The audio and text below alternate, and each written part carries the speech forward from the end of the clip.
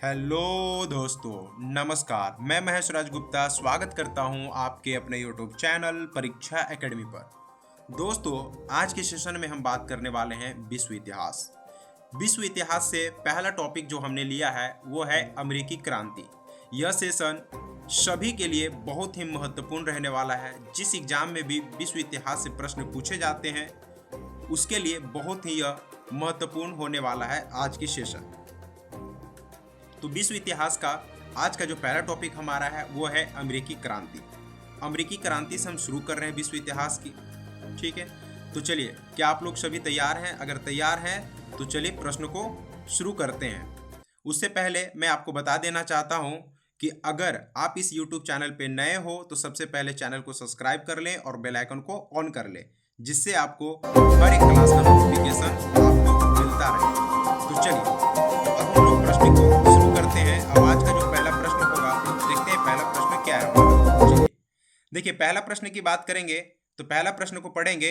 America America में स्थापित प्रथम अंग्रेजी बस्ती कौन सी थी? ठीक है, आपसे पूछ रहा है कि जो अमेरिका में स्थापित होने वाला प्रथम अंग्रेजी बस्ती कौन सी थी इनमें से, है ना? तो अंग्रेजी बस्ती की बात की गई है। क्या न्यू जर्सी था, क्या जेम्स टाउन था, जॉर्जिया था, या फिर इनमें से कोई नहीं? तो जैसे ही अमेरिकी में स्थापित प्रथम अंग्रेजी बस्ती की बात होता है तो हमारा जो आंसर सही हो जाता है जेम्स टाउन। ठीक है, क्या था? जेम्स टाउन हमारा बिल्कुल सही इसका आंसर हो जाएगा। अगला प्रश्न देखते हैं। स्टाम्प अधिनियम किस ब्रिटिश प्रधानमंत्री ने पारित करवाया? स्टाम्प अधिनियम पूछ रहा है। ठीक है, किस ब्रिटिश प्रधानमंत्री ने पारित करवाया? ठीक है, क्या लॉर्ड नॉर्थ जी ने पारित करवाया, रॉकिंघम जी ने, विलियम पिटी, या फिर ग्रेनविल जी के द्वारा यह स्टाम्प अधिनियम पारित किया गया था? चलिए, आपको बताना है कि कौन से प्रधानमंत्री के द्वारा पारित करवाया गया था। तो मैं आपको बता देना चाहता हूं कि जो स्टाम्प अधिनियम सबसे पहले कब हुआ था? 1765 में। कब हुआ था? 1765 में इसको क्या कर दिया गया था? इस चीज को लागू कराया गया था। किसके द्वारा? तो ग्रेन विले जी के द्वारा। किसके द्वारा? ग्रेन विले जी के द्वारा ही 1765 में स्टाम्प अधिनियम इन्हीं के द्वारा ब्रिटिश में पारित करवाया गया था। अगला प्रश्न देखते हैं। अगला प्रश्न क्या है हमारा? बोस्टन टी पार्टी का नेतृत्व किसने किया? आपको बताना है इनमें से कि बोस्टन टी पार्टी का नेतृत्व किसने किया। Thomas pen, Thomas Jefferson, George Washington, या फिर सैमुअल एडम्स? आपको इसका सही आंसर बताना है। ठीक है, तो बोस्टन टी पार्टी का नेतृत्व के बारे में पूछ रहा है तो नेतृत्व किसने किया था? सैमुअल एडम्स ने किया था। किसने किए थे? सैमुअल एडम्स जी के द्वारा बोस्टन टी पार्टी का नेतृत्व किया गया था। अगला प्रश्न की बात करते हैं। अगला प्रश्न हमारा क्या है? चलिए, किस ब्रिटिश प्रधानमंत्री की नीतियों के कारण बोस्टन चाय कांड हुआ था? है ना? अब यहाँ पे पूछ रहा है वो कौन सा ब्रिटिश प्रधानमंत्री थे जिनके नीतियों के कारण बोस्टन चाय कांड हुआ था। ठीक है, क्या वो टाउन रोड थे, लॉर्ड नॉर्थ थे, ग्रेनविल थे, या फिर इनमें से कोई नहीं? तो देखिए, ये जो पूछ रहा है प्रश्न में कि किस ब्रिटिश प्रधानमंत्री की नीतियों के कारण क्या हुआ था, बोस्टन चाय कांड हुआ था, तो कौन था ये? लॉर्ड नॉर्थ जी के द्वारा। किसके द्वारा? वो कौन हुआ करते थे? लॉर्ड नॉर्थ के ही नीतियों के कारण बोस्टन चाय का कांड हुआ था। चलिए, अगला प्रश्न देखते हैं। अगला प्रश्न हमारा क्या है? अमेरिकी स्वतंत्रता की घोषणा का प्रारूप किसने बनाया? ठीक है, चलिए, ये जो भी प्रश्न करवा रहे हैं सारे सिलेक्टेड प्रश्न हैं जो कि सभी एग्जामों में पूछे जाने की पूरी पूरी चांसेस है। अब कई बार ये प्रश्न पूछा भी गया है, तो चलिए इसका आप लोग आंसर करेंगे। प्रश्न है क्या? क्वेश्चन नंबर 5 है, अमेरिकी स्वतंत्रता की घोषणा का प्रारूप किसने बनाया? क्या जॉर्ज वाशिंगटन जी के द्वारा बनाया गया, अब्राहम लिंकन जी के द्वारा बनाया गया, थॉमस जेफरसन जी के द्वारा बनाया गया, या फिर इनमें से कोई नहीं? तो अमेरिकी स्वतंत्रता की जो घोषणा का जो प्रारूप बनाने का काम किए थे किसने किए थे? तो आप याद रखें, थॉमस जेफरसन जी के द्वारा ही अमेरिकी स्वतंत्रता की घोषणा का प्रारूप तैयार किया गया था। चलते हैं अगले प्रश्न पे। अगला प्रश्न हमारा क्या है? कॉमन सेंस नामक पर्चा किसने लिखा? ठीक है, बहुत इंपॉर्टेंट है ये पर्चा, है ना? तो आपको इसको याद रखना होगा और बहुत बार एग्जाम में पूछे भी गए हैं। तो क्या रूसो जी के द्वारा कॉमन सेंस लिखा गया था, टॉमस पेन जी के द्वारा लिखा गया था, बेंजामिन फ्रैंकलिन के जी के द्वारा लिखा गया था, या फिर वॉल्टेयर जी के द्वारा लिखा गया था? तो कॉमन सेंस की जैसे ही बात आता है तो आप याद रखना सेंस, तो टॉमस पेन करके आप याद रखना, सेंस पेन, है ना? Common sense Thomas Paine. ठीक है, इतना चीज आपको याद रहेगा। कॉमन सेंस नामक पर्चा किसने लिखी? तो टॉमस पेन ने लिखी। ठीक है, चलिए अगले प्रश्न पे चलते हैं। अगला प्रश्न हमारा क्या है? सन्स ऑफ लिबर्टी, ठीक है, और डॉटर्स ऑफ लिबर्टी नामक संगठनों का संबंध था, किससे था? ठीक है, ये जो sons of liberty, daughters of liberty जो नामक एक संगठन था, उस संगठन का जो संबंध था वो किससे था? चलिए ऑप्शन पढ़ते हैं। रूस की क्रांति से, फ्रांस की क्रांति से, अमेरिकी के स्वतंत्रता संग्राम से, इटली के एकीकरण से। तो हम यहाँ पे क्या पढ़ रहे हैं? अमेरिकी क्रांति पढ़ रहे हैं ना। तो sons of liberty, daughters of liberty की अगर बात हम करते हैं तो ये क्या हो जाएगा?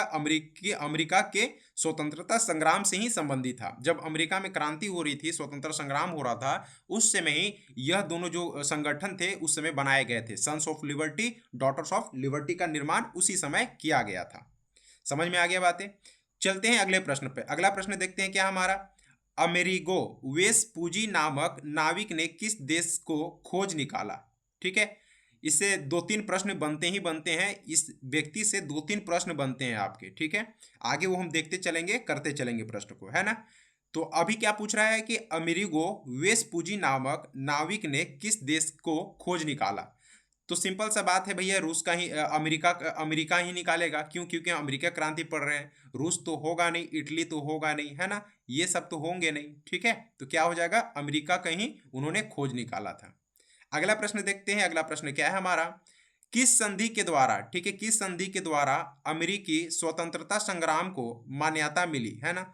पूछ रहा है कि जो ऐसा इनमें से ये जो आपके सामने संधि दी गई है, ठीक है, इनमें से पूछ रहा है वो कौन सा संधि है जिसके द्वारा अमेरिकी स्वतंत्रता संग्राम को मान्यता मिली थी, ठीक है। क्या वो पेरिस की संधि से मिला, न्यूविल की संधि से मिला, ठीक है, न्यूविली की संधि से मिला, विलाका की संधि से मिला, या फिर इनमें से कोई नहीं? तो देखिए, ये जो अमेरिकी स्वतंत्रता संग्राम को मान्यता जो मिली थी वो किस संधि से मिली थी? तो पेरिस की संधि से, ठीक है, याद रखेंगे। पेरिस की संधि से ही अमेरिकी स्वतंत्रता संग्राम को मान्यता मिली थी। समझ में आ गया? चलते हैं अगले प्रश्न पे। अगला प्रश्न देखते हैं। अगला प्रश्न क्या है। प्रतिनिधित्व नहीं तो कर नहीं का नारा किसने दिया? इंपॉर्टेंट प्रश्न हो जाता है। ये तो सारे जो हम आज के सेशन में करा रहे हैं अमेरिकी क्रांति से, वो सारे के सारे प्रश्न ही महत्वपूर्ण है ना। ये नारे हैं, ठीक है। प्रतिनिधित्व नहीं तो कर नहीं का नारा किसने दिया? क्या लॉर्ड नॉर्थ जी ने दिया, सैमुअल एडम्स ने दिया, लॉर्ड कॉर्नवालिस ने दिया, या फिर इनमें से कोई नहीं? चलिए इसका आप लोग सही आंसर करेंगे। तो प्रतिनिधित्व नहीं तो करने का नारा किसने दिया था? सैमुअल एडम्स ने। किसने दिया था? सैमुअल एडम्स जी के द्वारा ही यह नारा दिया गया था कि प्रतिनिधित्व नहीं तो कर नहीं का नारा, ठीक है। चीजें समझ में आ गई। चलते हैं अगले प्रश्न पे और देखते हैं अगला प्रश्न हमारा क्या है। चलिए, अमेरिका का प्रथम राष्ट्रपति कौन बना? ठीक है, आपसे पूछ रहा है कि जो अमेरिका का प्रथम राष्ट्रपति बना, इनमें से कौन बना? क्या हैमिल्टन जी बने, जेफरसन जी बने, वाशिंगटन जी बने, या फिर इनमें से कोई नहीं? ठीक है, तो अमेरिका के प्रथम राष्ट्रपति कौन बने थे? तो ये आपको याद होगा कि वाशिंगटन जी बने थे। कौन बने थे? वाशिंगटन जी ही अमेरिका के प्रथम राष्ट्रपति बने थे। समझ में आ गई चीजें? चलिए अगला प्रश्न देखते हैं। अगला प्रश्न हमारा क्या है। अमेरिकी स्वतंत्रता संग्राम में अंग्रेजों का सेनापति कौन था? ठीक है, प्रश्न क्या है कि अमेरिकी स्वतंत्रता संग्राम में जो अंग्रेजों का जो सेनापति था वो कौन था? क्या वो वाशिंगटन जी थे, क्या वेलेजली जी थे, क्या कर्जन जी थे, या फिर कार्नवालिस थे? ठीक है, तो देखिए वाशिंगटन तो होंगे नहीं। समझ में आ गया बात? कौन होंगे? तो कार्नवालिस जी। कौन होंगे? कार्नवालिस जी ही क्या थे? अमेरिकी स्वतंत्रता संग्राम में अंग्रेजों का जो सेनापति थे वो कौन थे? कार्नवालिस जी। ठीक है, चलते हैं अगले प्रश्न पे। अगले प्रश्न देखते हैं। अगला प्रश्न क्या है हमारा।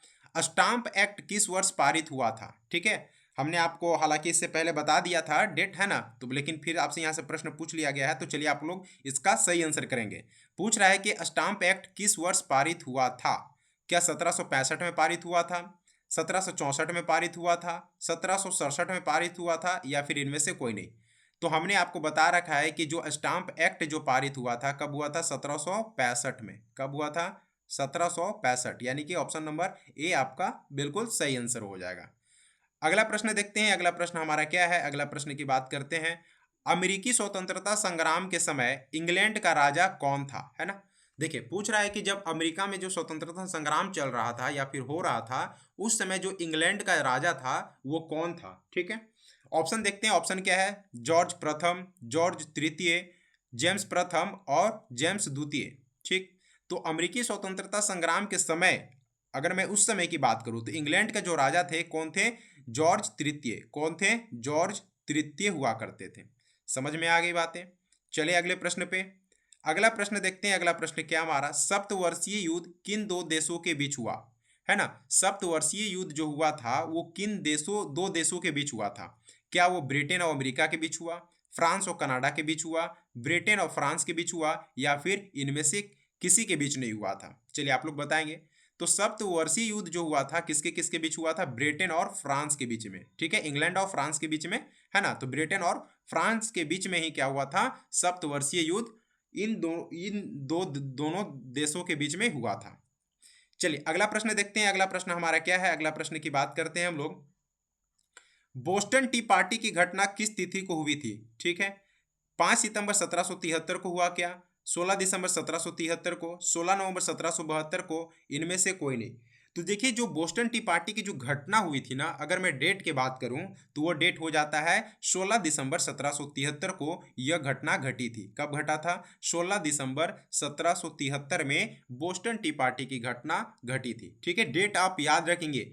विश्व इतिहास में जो प्रश्न बनते हैं वो डेट से भी प्रश्न पूछते हैं। ठीक है, कि कब क्या हुआ। जैसे कि आपसे पूछ लिया गया था 1765 वाला पूछ लिया गया था। अभी देखिए आप बोस्टन टी पार्टी की घटना के बारे में डेट्स आपसे पूछ लिया था। पूछेगा अमेरिका कब आज़ाद हुआ, ये भी पूछ सकता है आपसे। तो सारे डेट भी इंपॉर्टेंट है, मैं आपको वो भी डेट करा दूंगा, आप इसके लिए टेंशन बिल्कुल भी ना लें। ठीक है, चलिए अगले प्रश्न की बात करते हैं। अगला प्रश्न क्या है हमारा?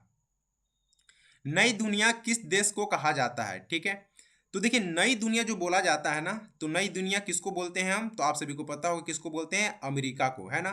ठीक है, भारत को नहीं बोलते हैं, कनाडा को भी नहीं बोलते हैं, इनमें से कोई नहीं। ठीक है, तो किसको बोलते हैं हम लोग? अमेरिका को ही नई दुनिया बोलते हैं।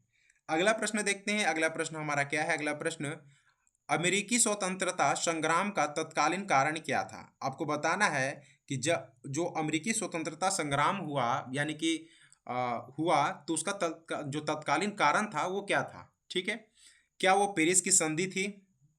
ठीक है, बोस्टन टी की पार्टी थी, स्टाम्प एक्ट था, या फिर इनमें से कोई नहीं?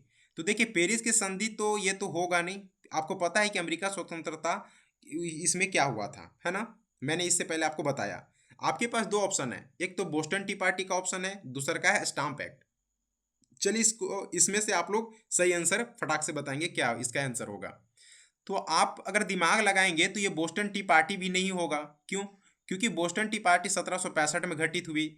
ठीक है, बोस्टन टी पार्टी नहीं, स्टाम्प एक्ट कब हुआ था? 1765 में ये हुआ था। तो आपका सही आंसर क्या हो जाएगा? Boston T party. क्यों? क्योंकि स्टाम्प एक्ट तो होगा नहीं, है ना? क्यों? क्योंकि 1765 में ये स्टाम्प एक्ट जो लगाया जाता है वो ग्रेनविले जी के द्वारा लगाया गया था।